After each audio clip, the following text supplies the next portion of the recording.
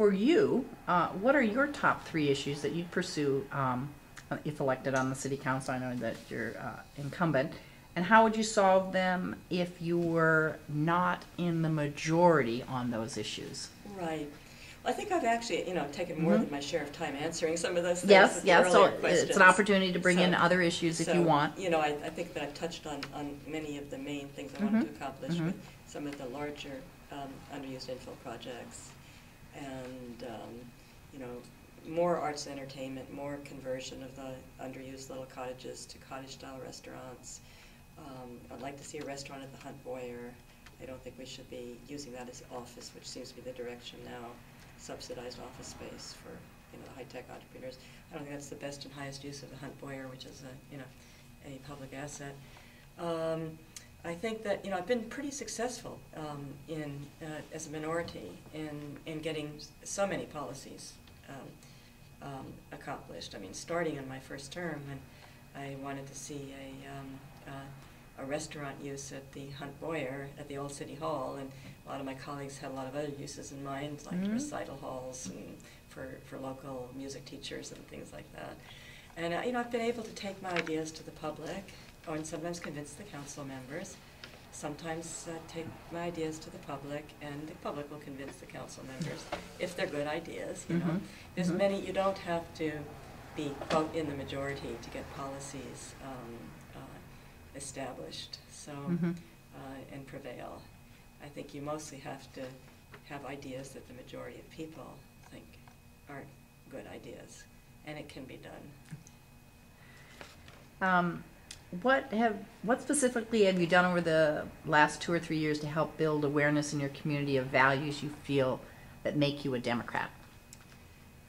Well, our focus has been on putting out brush fires in the last few years with the fiscal issues, and I would say that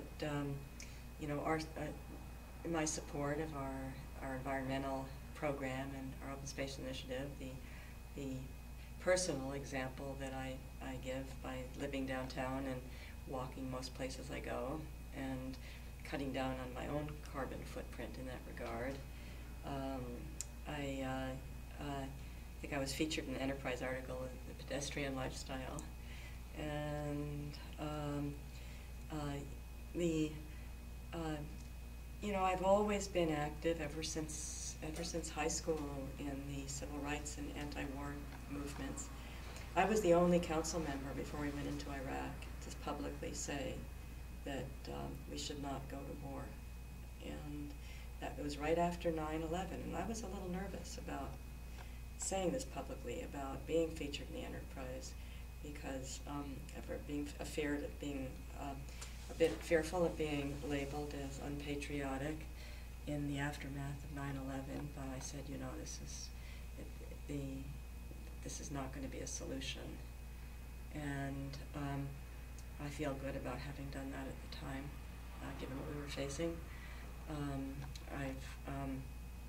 I have joined citizen demonstrations about on the war and the engagements, because we cannot possibly hope to keep our benefits and our social services in place aside from just the plain old moral issues with fighting abroad, the financial issues of where our resources are going, and basically just to focus in my job on good modern city planning, I think, is a democratic issue. Making our communities, creating communities where people can meet, will gather, make friendships, have social ties. You don't do that in a strip mall town.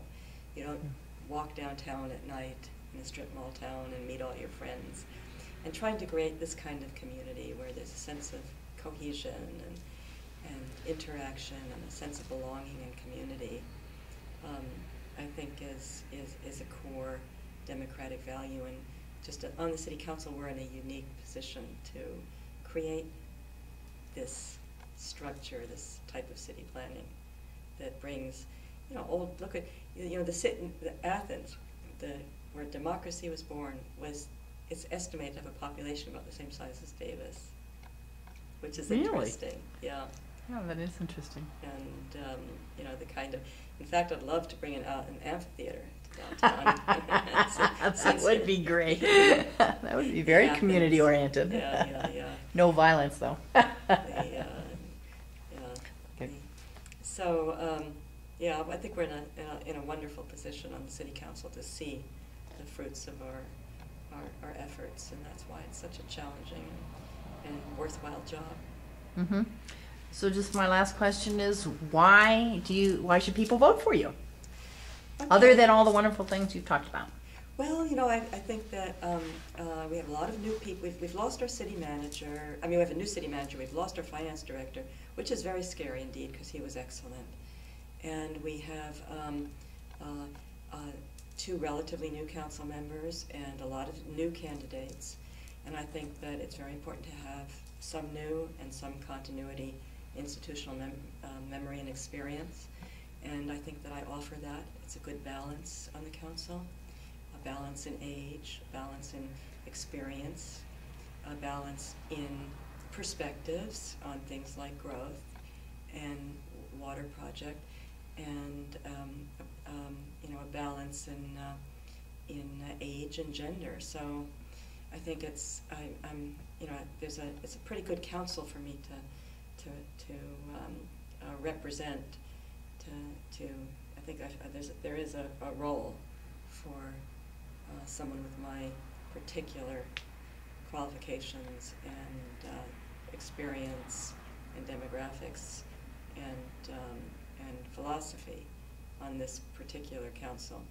And then I guess I think there's also the fact that my goals in general have tended to be pretty much in line with, you know, as various referendum and initiatives have shown, pretty much in line with the values of most Davis citizens, the majority of Davis citizens. And